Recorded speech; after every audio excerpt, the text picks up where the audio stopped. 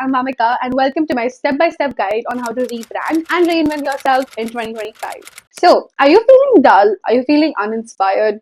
Does it feel like the world has become so boring and you just want to change? You want to change in how you feel, how your personality is, how you see life? Well, that's your clue to kind of rebrand and reinvent yourself. 3 years ago, I was the queen of staying in my comfort zone. I did not want to do anything that scared me. I was so lazy. The day that I started taking more chances, the day that I put myself out there, is when I truly changed as a person. I truly started feeling like I am the main character of my life. And today, I want to share how I went from being meh to having major main character energy. And when I say main character, I don't mean like you're self-obsessed or anything. But when I say main character, kind of mean that you kind of know how your life is progressing. You are in control of what you do, how your life is, how you want to feel. So rebranding and reinventing yourself, it does not come from a place of hate towards yourself. It just comes from a place where you kind of acknowledge that there are certain things about you that you'd like to upgrade. And yeah, I feel like that's the kind of mentality that you should go into this with. So if you want to change for the better, now is your time to do so. The first step towards rebranding yourself is to kind of understand and reflect who you are and what you are right now. This will require a lot of shadow work for you to understand your strengths, your weaknesses. We kind of do this for startups, but I would really recommend you do this for yourself. It's called the SWOT analysis. So basically make 4 boxes and each have SWOT, so SWOT. S stands for strengths, W stands for weaknesses, O stands for opportunities, and T stands for threats. So what you want to do is that in each of these 4 boxes, you want to write your strengths, your weaknesses, opportunities, and threats that could potentially threaten you becoming a better self. So if I give you my example, my strength is I'm really good at talking to people in real life. My weakness, however, is that I'm really bad at talking to the camera.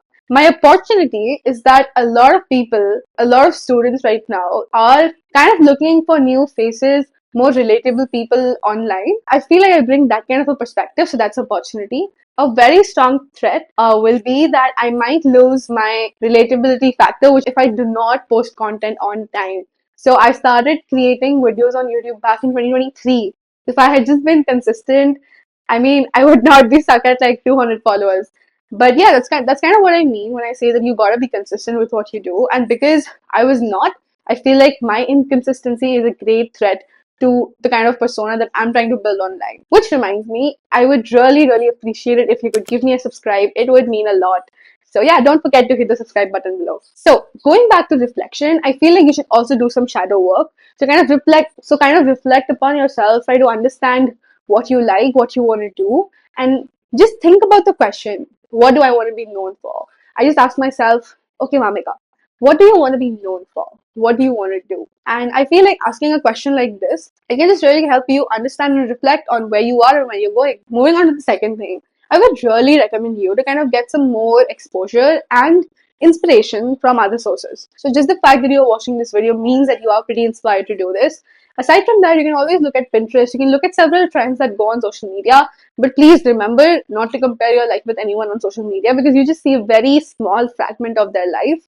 So I'd really urge you to kind of look beyond that and kind of understand what hobbies, what habits you want to incorporate in your own life. So this is essentially like you want to draw out your ideal self, you want to draw out what you want to do later. Now, moving on to step 3, the most crucial, which is kind of planning everything out and deciding what you want to do. I want you to write these things in present tense. So kind of embody like it's already happening. This is a major part of manifestation. So if you keep telling yourself that you are something, it's not like you're faking it. You just have to keep telling yourself, I am fit. I am somebody who goes to the gym. I am somebody who likes to move. I am somebody who walks 10,000 steps a day. And the thing is that once you start telling yourself these things, you subconsciously start believing it.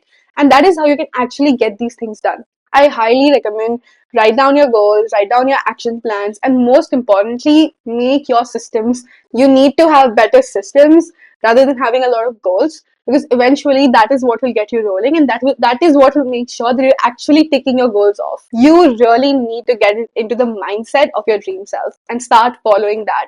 What would you do if you were the best version of yourself? What would your day look like? What are the things that you would do? And you kind of have to follow those things. So if you feel like if you were your ideal self, you would like eat amazing healthy food, you would probably deep focus for like 4 hours. Then if you think that your higher self would do that, you should start doing those things now. So basically, write down your actionable steps and then make sure to convert them to a routine. Now, we really need to talk about the mindset because the mindset is extremely important when you're trying to level up. So the first thing is that avoid being with people who make fun of you. I mean, I know that you might have a lot of childhood friends, a lot of family members who make fun of you every time that you try to do something new. But please, please, please don't let this fear of other people judging you or other people making fun of you hold you back. A lot, every single person who's successful had somebody who judged them for what they do. So if you let that hold yourself back, then bad news, you're going to regret that in a few years. I know that creating a personal brand or anything like this or just leveling up is quite scary, but please don't let this fear hold you back. Now, moving on to my next point, is to embody the habits and the lifestyle that you want. So avoid saying I will, say I am. Another thing that I've really found helpful in my own journey in leveling up is trying to find mentors and other people who are onto the same journey as yours. So what I mean is that when I was trying to learn how to code, I found a group of girls who were also learning how to code, and we just really kept each other motivated because something like coding or learning a new skill can get quite lonely sometimes. So it's always nice to have somebody who's doing it with you. For example, if you're a startup founder or you want to create any new idea and you're looking for people to co-create it with, you're looking for people to just kind of be there, ask you how it's going, kind of check in. And if you just want a community where you can build together, then Founderly is the place for you. That's why I created it. It's for people who want to build things together.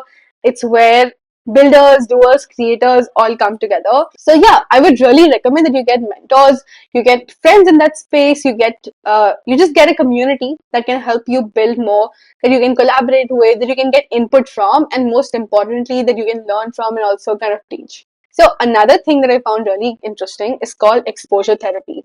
In exposure therapy, you purposely put yourself out there, you purposely do things that are outside your comfort zone. And I know that's extremely scary. Like, like you don't want to do that, and I get it. But the thing is that after a point, you just kind of stop caring about what other people will think. You kind of stop caring about the looks that you get or whatever, like whether it's positive, it's negative, you just kind of stop caring about it. And the moment you stop caring, you realize that there are so many things that you've missed out on just because you were scared. Just try to do things that put you out of your bubble. If you are scared of talking to new people, if you're an introvert, try to have maybe one conversation in a week with a new person. Start with baby steps if that's what helps you, but eventually you will get the hang of it, trust me. Another important thing that I'd like to point out is that try to build discipline. Don't kind of rely on motivation to kind of do this again and again.